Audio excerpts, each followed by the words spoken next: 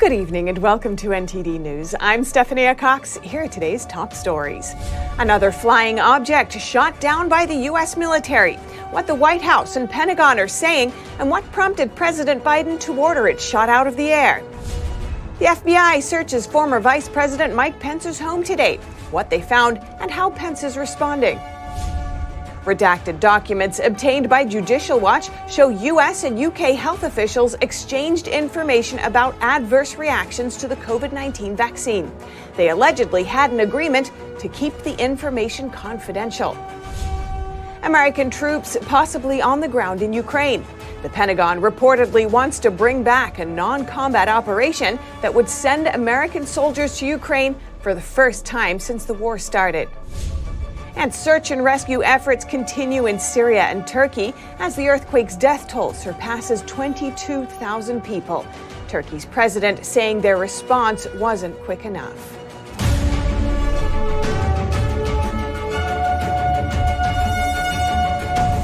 Another flying object grounded.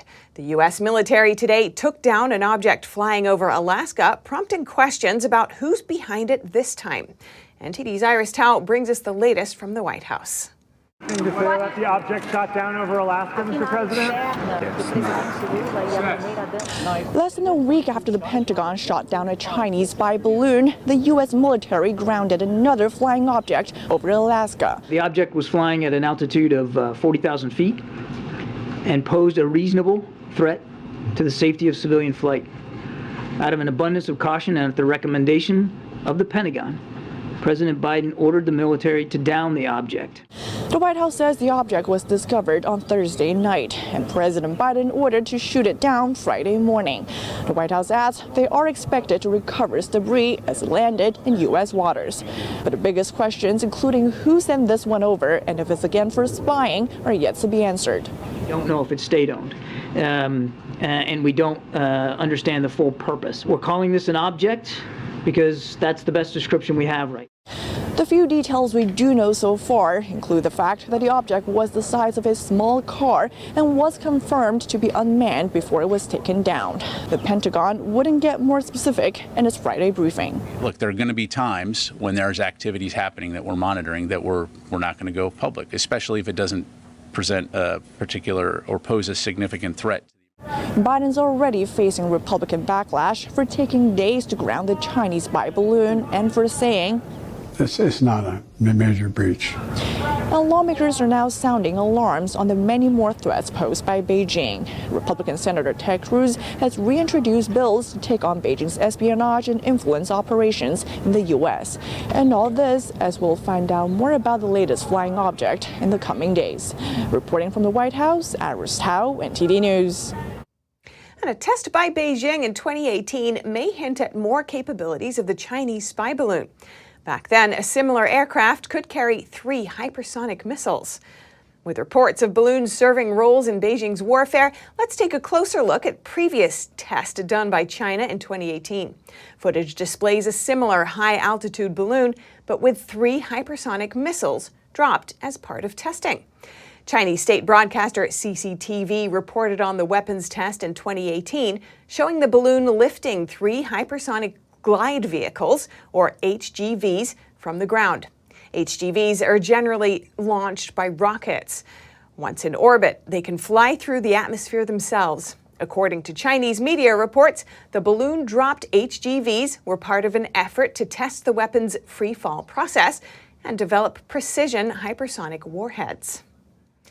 And former Vice President Mike Pence had his house searched today by the FBI, and during the search, the Bureau found another classified document. NTD's Jason Perry has that story. Members of the press lined up outside of former Vice President Mike Pence's home in Indiana while the FBI searched it for hours. The Bureau was looking for additional classified documents, and they found one. An advisor to Pence told the Epoch Times in an email, the Department of Justice completed a thorough and unrestricted search of 5 hours and removed 1 document with classified markings and 6 additional pages without such markings that were not discovered in the initial review by the Vice President's counsel. Here's Pence on Fox News explaining how the classified documents ended up at his home in the first place. During the closing days of the administration, when materials were boxed and assembled, some of which were shipped to our personal residence. Mistakes were made. We were not aware of it at the time until we did the review just a few short weeks ago. But I take full responsibility for it, and we're going to continue to support every appropriate inquiry into it. When Pence was asked whether he thinks a special counsel should be appointed for the investigation, Pence said he'd leave that decision up to the Attorney General and the Department of Justice. Attorney General Merrick Garland has appointed special counsels to investigate the classified materials held by President Biden and former President Trump. Trump has said he declassified the materials before leaving office, as presidents can declassify materials and vice presidents cannot. And just the day before Pence's home was searched, media outlets reported that Pence was subpoenaed by special counsel Jack Smith.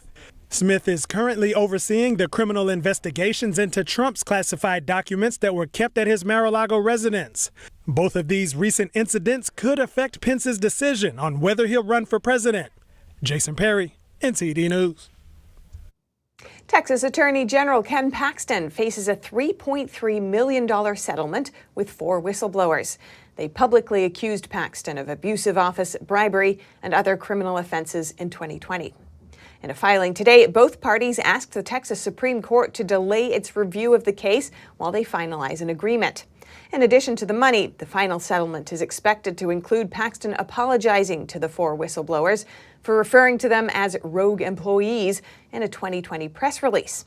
The former high-level aides were fired within a month of accusing Paxton of corruption. Their lawsuit asked for reinstatement to their former positions or equivalent positions, as well as reinstatement of lost benefits and seniority rights. Paxton did not admit liability. And a watchdog organization today revealed emails between U.S. and U.K. health agencies that refer to a confidentiality agreement on COVID vaccine safety issues. In the emails, the agencies exchanged information about adverse vaccine reactions. NTD's Arlene Richards reports.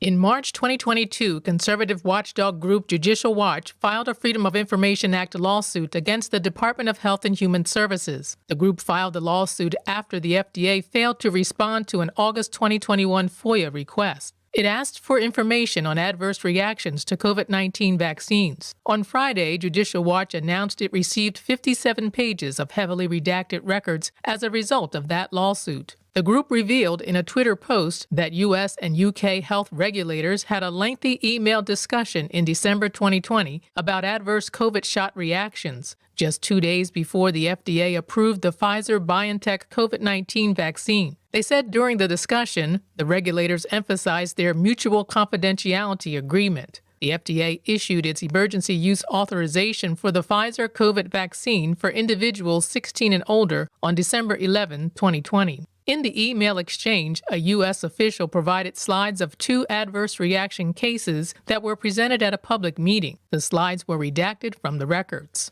NTD reached out to U.S. and U.K. health officials and asked whether or not the alleged confidentiality agreement exists and whether or not the slides are now accessible to the public. If we receive responses, we will report them in a later broadcast. Judicial Watch said there were also emails that raised new questions about the vaccines and pregnancy. For example, one email had the subject line, co-administration of COVID-19 vaccines with other vaccines during pregnancy. The officials said they were, quote, fine with this language, referring to the subject line. Then one official said, please let me know if you want to connect about the adverse event issue later today. Seems like work's still ongoing, but let me know. With the other replying, we have a meeting with Rochelle at 3:30 about if we should say anything or wait until we have more definitive information. I will let you know where we land. I'm not sure there is a right answer.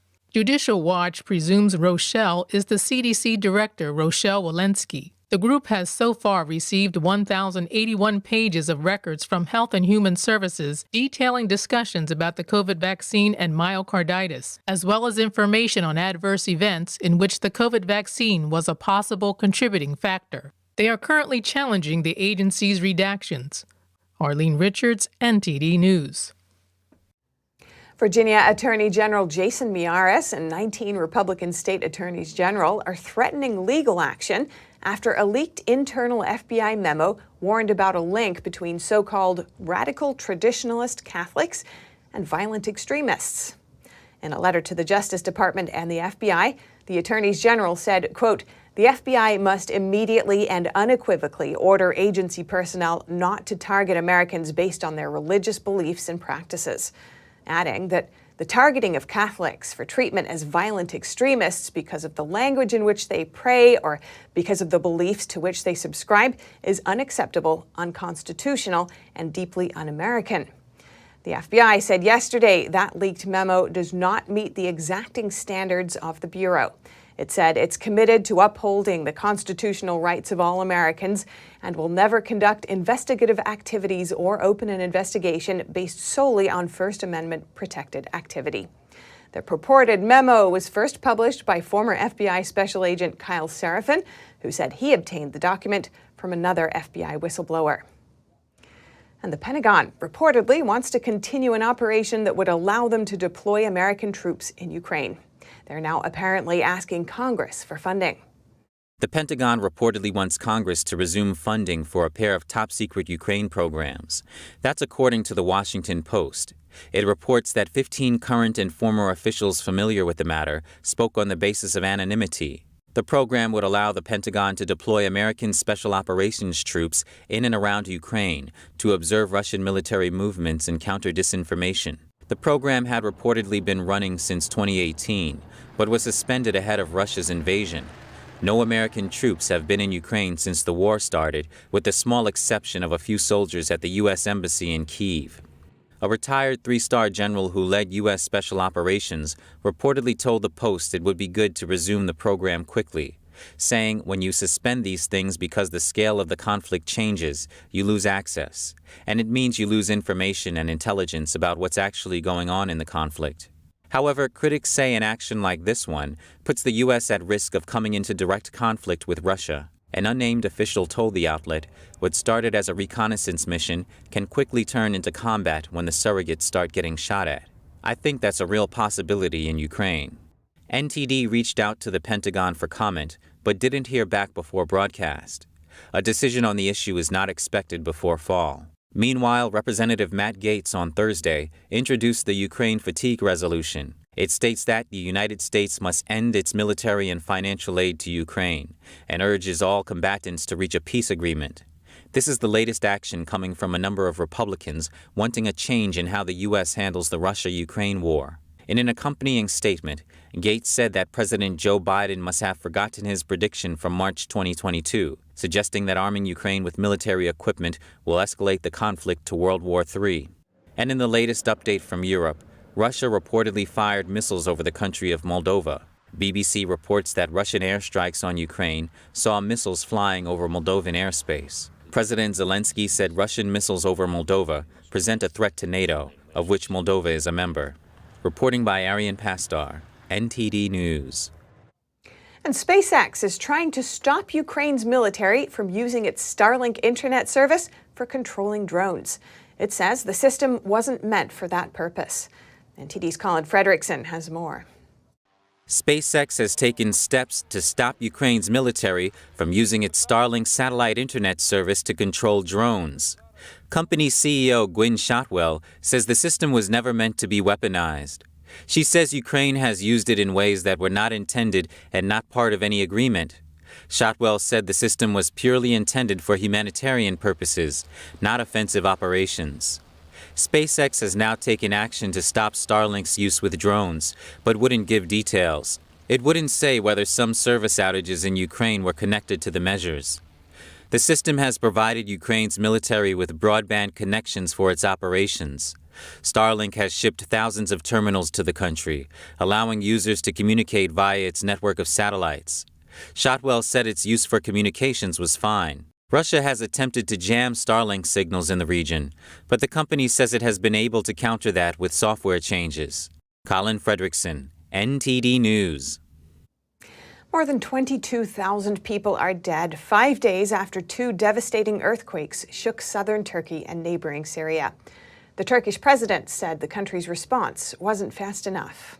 141.000'den fazla kişiyle Despite the fact that we have gathered perhaps one of the largest search and rescue teams to the region with more than 141,000 members, unfortunately, it is a fact that we have not been able to respond as fast as we hope. Erdogan said some people are looting markets and attacking businesses. A state of emergency has been declared in the affected areas. This would allow the state to impose necessary penalties. In Turkey, the death toll is approaching 19,000. The disaster now ranks as the 7th deadliest natural disaster of the century, surpassing Japan's 2011 earthquake and tsunami. On the other side of the border, the Syrian president made his first trip to areas impacted by the quake. He denounced the West's reaction to the calamity. They say that the West gave the priority to politics over the humanitarian situation, but this is not true. To give priority to something over another, both situations must exist. As such, the political situation exists, but the humanitarian is non-existent for the West. Syrian President Bashar al-Assad said it was normal to politicize the situation. Ahead of his first speech since the earthquake, the president and his wife went to a hospital in the affected area. The presidential palace shared pictures of the couple visiting people injured in the disaster. An artificial intelligence chatbot, ChatGPT, is causing headaches for universities around the world. It's a powerful technology that can write essays, and it could potentially change education forever.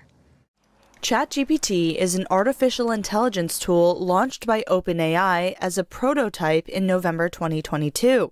It's available to the public and can generate answers that are nearly impossible to distinguish from human-written text.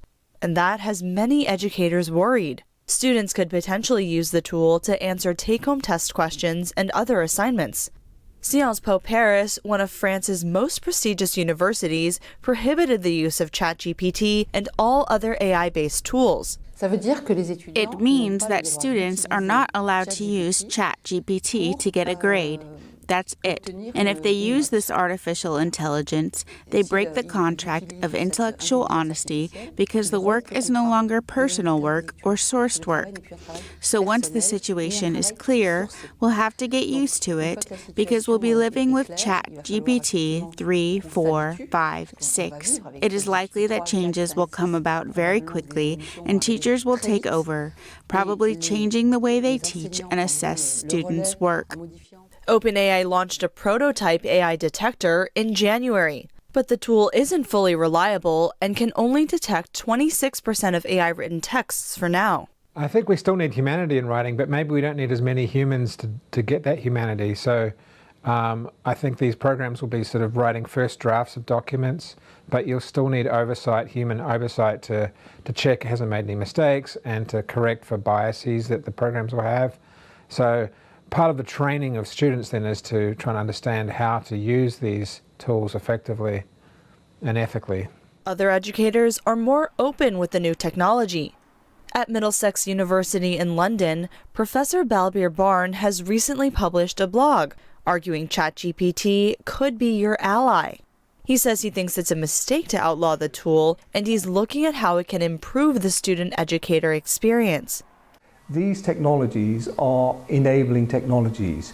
We have seen how there's been this evolution from spelling checks on Word, and then grammar checks on Word, and then summarizers. They're all part of the writing armory. What we're now seeing is some generative writing capability. What we need to do is to equip the students with the recognition that that's just a starting position. We can now use what's been produced, enhance it, and critically evaluate it and identify its weaknesses, and then produce a piece of work. By the time schools opened for the new year, New York City, Los Angeles, and other big public school districts in the U.S. began to block ChatGPT in classrooms and on school devices. If you have any news tips or feedback for our show, you can email us at eveningnews@ntd.com. And coming up in the NFL, the big game is just 2 days away. NTD's Dave Martin shares his Super Bowl pick. And in Southern California, a mouse is honored for being the world's oldest. His species is an endangered one that a local zoo is trying to protect.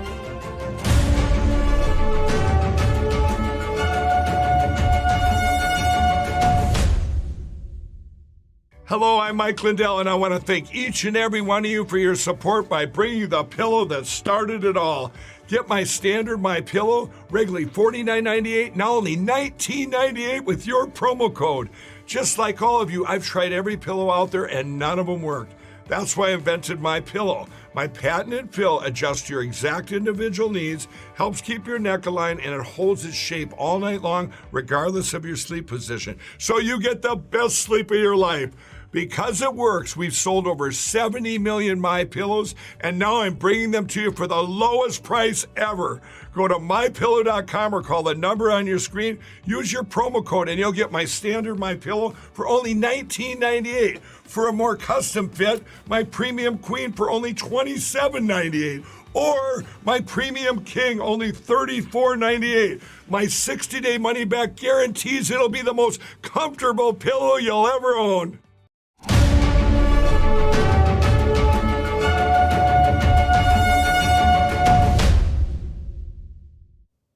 And now over to sports news. Here's NTD's Dave Martin with today's top stories.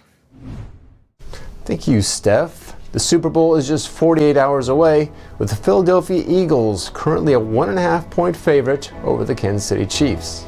Now, this matchup has several storylines. While the Chiefs have plenty of experience at this stage, given this is their third Super Bowl in the last 4 years, the Eagles have a roster with virtually no holes. The only thing they're missing, though, is the game's best player, Kansas City's Patrick Mahomes, who just won his second MVP. But Mahomes and his top receivers, including All-Pro Travis Kelce, are limping into this contest with various injuries, all while facing an Eagles secondary that's one of the best in the league, featuring Pro Bowlers at both corners. That's not their only advantage, though. Philadelphia boasts 3 Pro Bowl selections on their offensive line, while their defense features 4 players with 10-plus sacks. Meanwhile, Pro Bowl quarterback Jalen Hurts, who's been banged up himself, has a pair of 1,000-yard receivers to throw to. What should add even more juice to this match, though, is the anticipated grudge playing out on the sidelines that actually goes both ways. You see, Chiefs coach Andy Reid was fired 10 years ago by the Eagles after a 14-year run that included 6 division titles. But he was immediately hired in Kansas City, only to fire some of the remaining staff there, and that includes current Eagles head coach Nick Sirianni. Ultimately, though, the game normally comes down to the biggest stars making plays, while Mahomes seems to be at his best with his back against the wall. Look for the Chiefs to win in a thriller. And for your sports viewing schedule tonight, the NBA has 11 games on, featuring Kyrie Irving and the new-look Dallas Mavericks playing at the Sacramento Kings. And finally, for you hockey fans, the NHL has 4 games on, including 2-time MVP Sidney Crosby and the Pittsburgh Penguins playing at the Anaheim Ducks. And that's it for your sports news today. Steph, back to you. Thanks, Dave. And turning now to a beauty pageant with a unique purpose. Today, NTD launched its first global Chinese beauty competition. Its mission? To uplift humanity through a revival of traditional Chinese culture. The NTD Global Chinese Beauty Pageant seeks to celebrate natural beauty. It invites participants on a journey as much of the world as into their inner worlds, drawing on a tradition thousands of years old, to ask what kind of power of spirit and form can uplift hearts and minds and lend hope to a weary world. This inaugural launch, a start on such a search. We believe, as we learned before, that appearance stems from inner heart. Pageant committee member Richard Yin says if you have a beautiful heart, definitely can have a beautiful appearance as well. Inspired by stories of ancient lore and countless beautiful women in China's history, some of whom helped shape history in their own right, the pageant's contenders, women 18 to 30 with at least 1/3 Chinese heritage, study the 5 traditional Chinese virtues of morality, righteousness, propriety, benevolence, and faithfulness, as well as skills in speaking and presenting. And the journey continues from there, leading to a suite of prizes, and to top it off, 2023's Miss NTD, crowned with a sapphire-studded tiara inspired by the phoenix. She'll receive $10,000, as well as training based on classical Chinese dance that Yin says fosters a kind of poise that will support a young lady into her career, and most definitely in her role as Ambassador of Beauty and Goodness, Miss NTD. So they have the mission to carry, to promote, and to highlight the values they learned. Values, Yin says, are universal, not just for Chinese people. We want to let the Western society understand that the traditional culture, traditional value, and have more profound meanings to the world, especially during this chaos and turmoils right now. People are looking for the healing powers from the traditional values. Applications are open until May 1st. Visit missntd.org. And finally, the world's oldest mouse hails from San Diego. The Guinness World Record crowned him at 9 years old. Pat, short for Patrick Stewart, was honored with the Guinness World Record for the oldest living mouse in human care. He's 9 years and 209 days old. He is a Pacific pocket mouse, a tiny endangered species. The San Diego Zoo, where Pat lives, says the big win and title will help raise awareness about wildlife conservation. Due to habitat destruction and urban expansion, the San Diego Zoo Wildlife Alliance established a breeding program for the endangered species in 2012. Last year, 117 pups were born, the most in the program's history. Many will be reintroduced to their native habitat this spring. And that's all for today's news. Thanks for tuning in. I'm Stephanie Cox. Good night.